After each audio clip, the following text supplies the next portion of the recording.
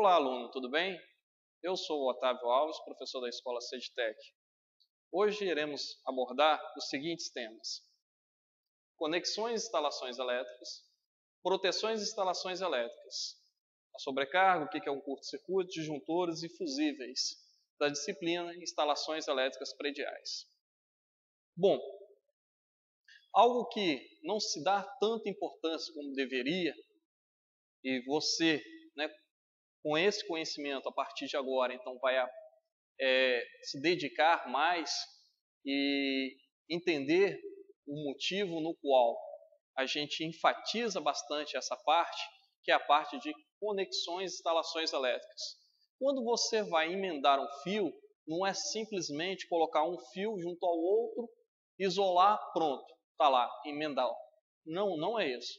Não está emendado. Uma emenda, pessoal, você tem que entender que instalações elétricas, a partir do momento em que ela vai dar o start dela, ou seja, você fez a instalação, vai ligar uma lâmpada, vai acender, ali vai circular uma corrente elétrica. Circulou corrente elétrica, onde você tem uma junção de dois cabos, você vai ter o quê? Uma resistência, e essa resistência pode gerar o quê? Aquecimento.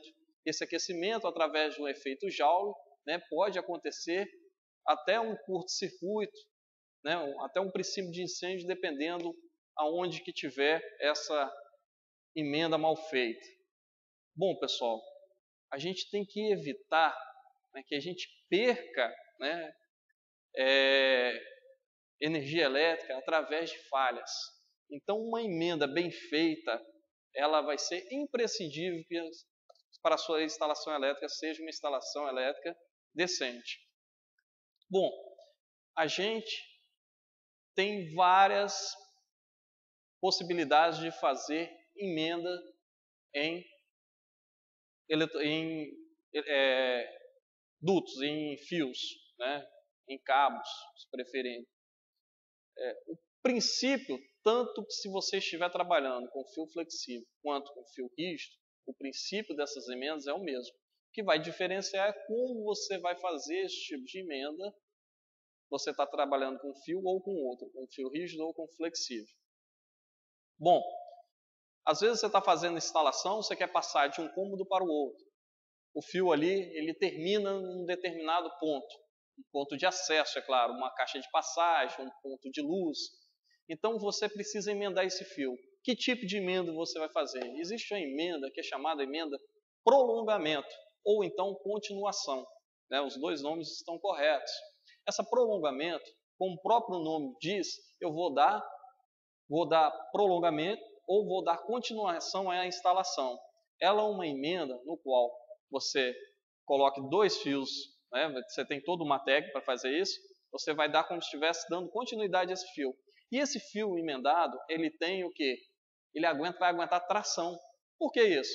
Se eu precisar, futuramente, de puxar esse fio de um cômodo para o outro, de uma caixa de passagem, por exemplo, esse fio ele vai aguentar essa tração e não vai romper. Porque acontece muito em instalações elétricas mal feitas, quando você puxa o fio se rompe devido a uma conexão mal feita. Então, você fazendo uma conexão de acordo com a norma, você vai estar garantindo uma boa instalação, uma boa conexão desses cabos, desse fio condutor, e você vai evitar perdas desnecessárias da sua instalação. Então, você tem prolongamento, continuidade. Existe uma outra também que é conhecida como terminação, no qual o pessoal conhece num popular e também chamado rabo de rato. É aquela que você chega no final da instalação, une as duas pontas e ali torce uma com a outra. A partir do momento que você faz isso, essa emenda, preste atenção, essa emenda ela não garante a tração. Se você puxar, você vai desfazer a emenda. Então essa emenda, como o próprio nome já diz, é terminação. Ela terminou ali, você não vai passar para um outro cômodo desse fio, você pode fazer esse tipo de emenda. Então essa emenda é terminação. O pessoal conhece aí no comum aí como rabo de rato também. Uma outra emenda que é bastante aplicada, eu diria a mais aplicada de todas, é a emenda chamada derivação, onde você tem um condutor, você vai tirar o isolante dele, numa parte dele aqui no centro, e vai enrolar esse fio no meio desse condutor. Então você utiliza muito isso uma instalação, por exemplo, de uma lâmpada. Você tem duas lâmpadas no mesmo circuito. O neutro é aquele fio que não é interrompido, né? Porque o potencial dele é zero. Então, quando você pega esse neutro, se ele não vai ser interrompido, ele vai passar de uma lâmpada para a outra. Mas como que eu vou passar de uma lâmpada para a outra sem ter uma emenda? Esse tipo de emenda é chamado de derivação. Essas três emendas, todas elas têm uma técnica para ser feita. Vocês irão ver melhor nas aulas práticas, que é prolongamento ou continuação, é a terminação e também a derivação. São somente esses três tipos. Você vai encontrar aí, nessas instalações feitas aí ao acaso, diversos tipos de emenda possíveis. Aí você vai perceber que realmente é uma emenda mal feita. Acontece muito uma instalação elétrica não estar funcionando simplesmente por causa de uma emenda mal feita. Então, através dessas técnicas serão passadas para vocês, vocês vão perceber o que é uma emenda bem feita e qual a importância dessas emendas estarem bem feitas, para garantir o quê? Seja uma instalação extremamente segura, extremamente bem feita e que você evita perca desnecessária, através de efeito Joule, onde vai gerar ali calor, né, e você vai gerar calor e um ponto ali de aquecimento desnecessário. Um outro aspecto muito importante em instalações elétricas prediais, vou comentar com vocês, é essa parte aqui, ó, é a proteção de instalações elétricas. Lembre-se, pessoal, todo circuito elétrico ele tem que estar protegido. Ah, mas protegido como? Existem vários aspectos que a gente pode proteger. Proteger de quê? De algumas falhas ou faltas, se preferir. Que tipo de faltas são essas? São várias. Dentre elas, eu posso destacar a sobrecarga e o curto-circuito. O que caracteriza um equipamento estar em sobrecarga?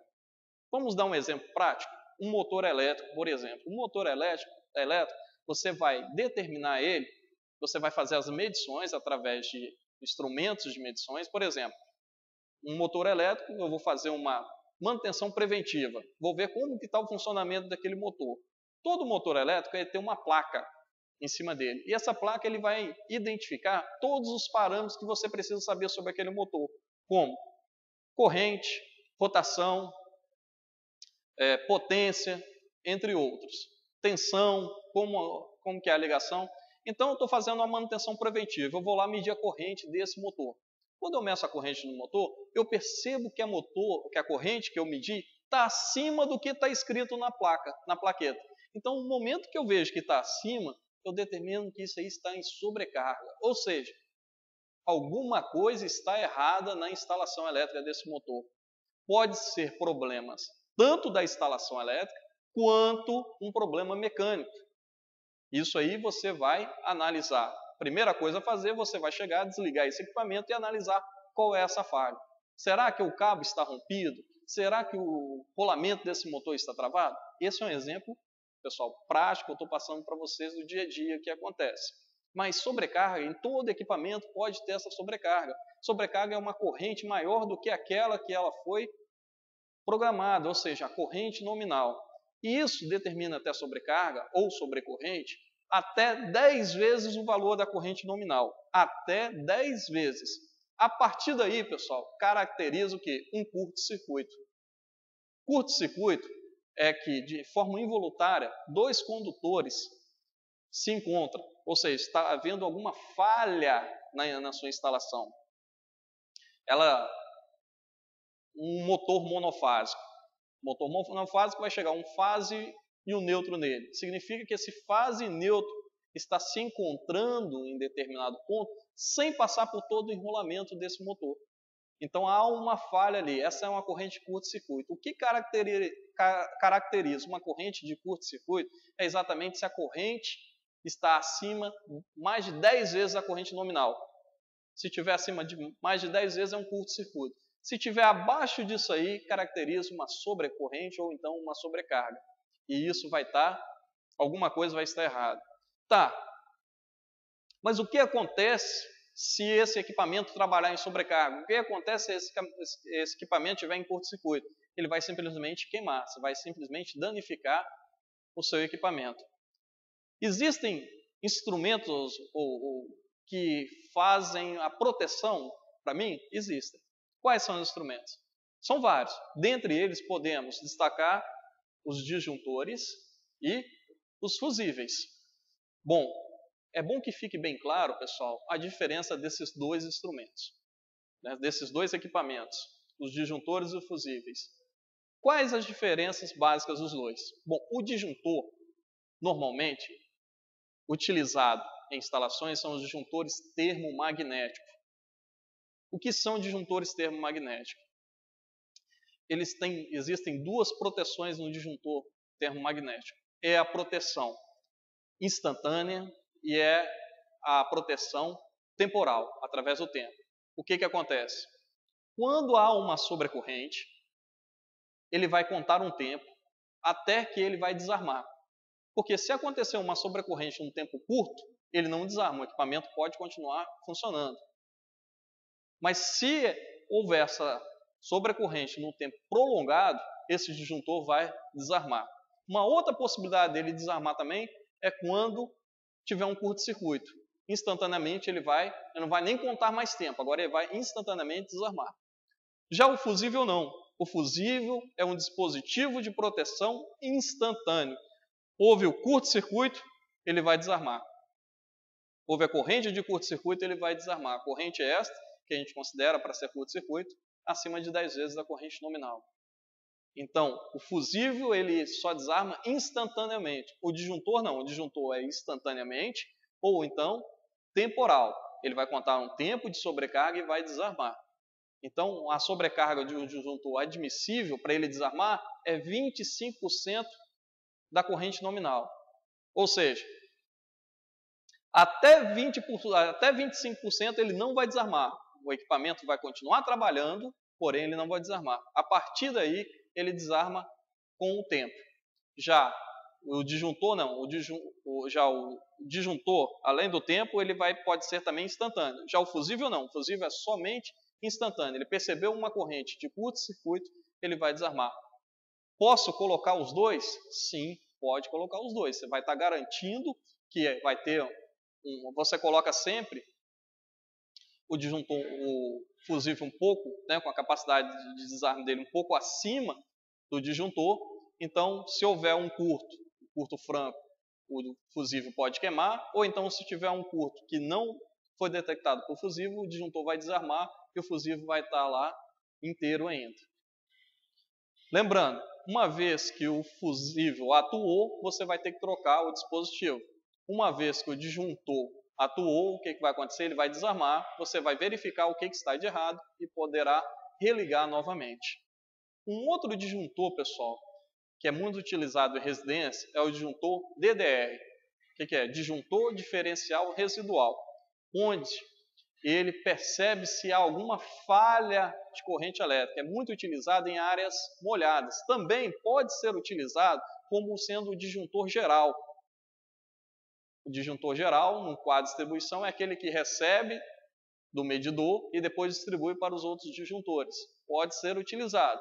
Porém, o mais comum é ele ser utilizado em áreas molhadas. O que ele faz? Pelo disjuntor, pessoal, você não vai interromper só o fase, você vai passar o fase e o neutro. Por que nisso? Porque ele vai comparar se a corrente que está indo para o equipamento é a mesma que está voltando. Se tiver alguma falha, ou se tiver alguma corrente em falta, um equipamento, uma máquina de lavar que está lá dando choque, uma geladeira que está dando choque, ele vai desarmar automaticamente. Por quê? Porque a corrente que está indo não é a mesma que está voltando. Esse tipo de disjuntor é chamado de disjuntor diferencial residual. Tá? Isso é obrigatório a utilização desse disjuntor em residências, em comércio. Ele é obrigatório, principalmente para áreas molhadas. Também eu posso colocar ele como um disjuntor geral. Bom, pessoal, espero ter dado a vocês uma base, uma essência de instalações elétricas prediais. A gente pode reparar que o conteúdo é vasto. Então, peço a vocês que dediquem bastante nessa apostila. Tem muita coisa, muita informação, né, que não pode ser dada dessa maneira assim, fica muito rápido, mas você, né, através de dedicação, de muito estudo, você consegue desenvolver bastante essa disciplina. É uma disciplina muito importante, é uma disciplina que, se você dedicar, né, uma boa parte do tempo, você vai ter um conhecimento assim tremendo, é muito importante. Dediquem a esse estudo, né, e procurem professores para estar auxiliando vocês em casos de dúvida. Um bom estudo para vocês e um bom aprendizado.